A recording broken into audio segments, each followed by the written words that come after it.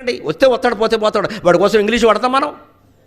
సంస్కృతం నాశనం చేసుకుని తెలిసిన వాడిని రమ్మనండి, తెలియని వాడిని మానేయమనండి. తెలుగు వాళ్ళందరూ తెలుగులోనే శుభలేఖలు వెయ్యాలి, తెలుగులోనే పండగలు జరపాలి. వచ్చిన వాడిని రమ్మని, లేనివాడు మానే.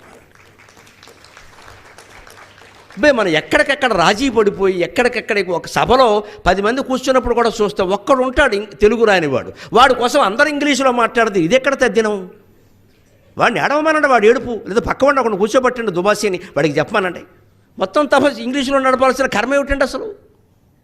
మనకి ఆలోచన ఇంత లూజ్ అయిపోయాం మనం. ఇక్కడ తమిళులు ఎవరో అలా చేయరు, వాళ్ళకి నమస్కారం, వాళ్ళ గడ్డ మీదకి వచ్చి నమస్కారం చేస్తున్న వాళ్ళకి నమస్కారం. 10 మంది పరాయి వాళ్ళు ఉన్నా సరే వాడు తమిళంలోనే సభ నడుపుతారు. మనకు ఆ పట్టుదల లేదు ఇక్కడ.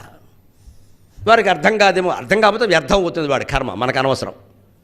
వాడికి ఒక్కడికి ఓ దుబాసీని పెట్టు పక్కన కావాలంటే, వాడు చీఫ్ గెస్ట్ కానీ సభాధ్యక్షుడు కానీ ఏదైనా కానీ, మనం ఎందుకు మాట్లాడాలి? ఆ పట్టుదల ఉండాలి. నాశనం అయిపోతుంది తెలుగు. ఊరికే 2 ముక్కలు ఊరికే మాట్లాడండి అన్న కష్టమైపోతుంది ఈవేళ. ఎందుకని అలవాట్లోంచి పోయింది. ఎందుకంత పోగొట్టుకోవాలి ఇంత గొప్ప విషయాలు ఉంటే?